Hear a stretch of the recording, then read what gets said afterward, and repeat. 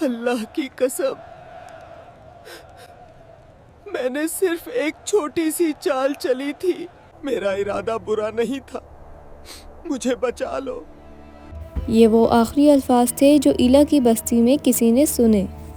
اس کے بعد صرف خاموشی تھی یا پھر جانوروں کی چیخیں۔ یہ وہ لوگ تھے جنہوں نے کائنات کے مالک کو دھوکہ دینے کی کوشش کی، مگر خود اپنے ہی مکر کا شکار ہو گئے۔ حضرت داؤد علیہ السلام کے دور میں ایلا کی اس بستی کو ایک حکم دیا گیا: ہفتے کا دن صرف عبادت کا ہے، شکار حرام ہے۔ ہفتے کے دن مچھلیاں بے خوف ہو کر اتنی بڑی تعداد میں ساحل پر آ جاتی کہ سمندر کا نیلا پانی چاندنی کی طرح چمکنے لگتا۔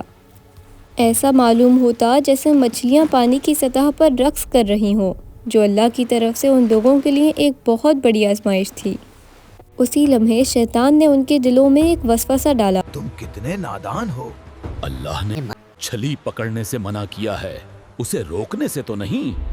تم جال بچھاؤ نہیں، بس راستہ بنا دو، مچھلی خود آئے گی۔ تم تو اسے اتوار کو ہاتھ لگاؤ گے، کیا تم اتنے بزدل ہو کہ اپنے نصیب کو ٹھکرا دو؟ یہ وہ زہریلا خیال تھا جس نے پوری بستی کی بنیادیں ہلا دی۔ اس شخص نے یہ بات دوسروں تک پہنچائی: ہم اللہ کا حکم بھی مانیں گے اور امیر بھی بن جائیں گے۔ ہم ساحل پر گڑے کھودیں گے، ہفتے کو مچھلیاں ان میں پھنسیں گی اور ہم اتوار کو انہیں نکالیں گے۔ یہ گناہ نہیں، یہ تو حکمت ہے۔ بستی میں شور مچ گیا، کچھ لوگوں کے دل کانپ اٹھے، مگر اکثریت لالچ میں اندھی ہو گئی اور وہ لوگ 3 گروہ میں تقسیم ہو گئے۔ پہلا گروہ وہ گنہگار لوگ جنہوں نے اللہ کے حکم کی نافرمانی کی اور ہفتے کے دن مچھلیوں کا شکار کیا۔ دوسرا گروہ وہ نیک لوگ جو خود تو گناہ سے بچتے تھے لیکن نافرمانوں کو برائی سے روکتے بھی تھے۔ تیسرا گروہ وہ لوگ جو خود تو نیک تھے لیکن خاموش رہتے اور برائی سے روکنے والوں سے کہتے: تم ان لوگوں کو کیوں نصیحت کرتے ہو جنہیں اللہ ہلاک کرنے والا ہے؟ نیک لوگوں نے ان لوگوں کو سمجھایا: او نادانو، تم ریت پر لکیریں کھینچ کر اس رب کو دھوکہ دے رہے ہو جس نے تمہیں پیدا کیا۔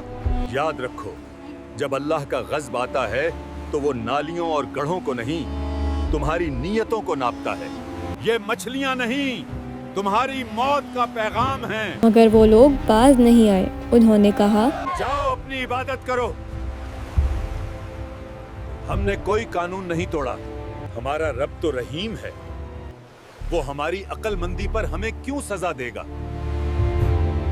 اس طرف اور حق پرستوں نے آخری کوشش کی اور بستی کے بیچ ایک دیوار کھڑی کر دی گئی۔ ان مچھیروں کے لیے ایک الگ دروازہ تھا جہاں سے وہ اپنی ہیلہ سازی اور شکار کے لیے نکلتے تھے، جبکہ اللہ کے نیک لوگوں کے لیے ایک دوسرا دروازہ رکھا گیا تھا۔ وہ گناہ گار لوگ اس سب کے باوجود پھر بھی باز نہ آئے۔ وہ ہفتے کے دن جال بچھاتے اور گڑھے کھودتے اور اتوار کو جا کر ان گڑھوں میں سے وہ مچھلیاں نکالتے۔ پھر وہ کالی رات آئی جس میں کوئی گرج نہیں، کوئی چمک نہیں۔ اللہ کا عذاب اتنا خاموش تھا کہ کسی کی آنکھ تک نہ کھلی۔ اگلی صبح دیوار کی دوسری طرف مکمل خاموشی تھی۔ جب نیک لوگ دیوار پر چڑھے تو ان کے پیروں تلے زمین نکل گئی۔ وہاں انسان نہیں تھے، گھروں کے صحنوں میں، بستروں پر اور چھتوں پر بندر بیٹھے ہوئے تھے۔ اللہ کی قسم، میں نے صرف ایک چھوٹی سی چال چلی تھی۔ ان نافرمان لوگوں کی کل تعداد 70,000 تھی جنہیں اللہ کے حکم کی خلاف ورزی اور حد سے تجاوز کرنے کی سزا ملی۔ وہ مسخ شدہ انسان صرف 3 دن زندہ رہے۔ ان 3 دنوں میں انہوں نے نہ کچھ کھایا نہ پیا، وہ صرف روتے رہے، یہاں تک کہ موت نے انہیں ڈھانپ لیا۔ آج ہم میں سے بہت سے لوگ ایلا کے ان مچھیروں جیسے ہیں۔ ہم سود کو منافع، رشوت کو تحفہ اور گناہ کو مجبوری کا نام دے کر اللہ سے چالاکی کرتے ہیں۔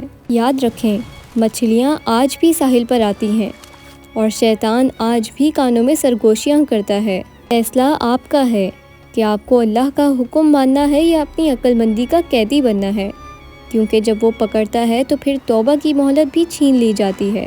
اگر آپ کو یہ ویڈیو اچھی لگی ہو تو اس کو لائک ضرور کریے گا۔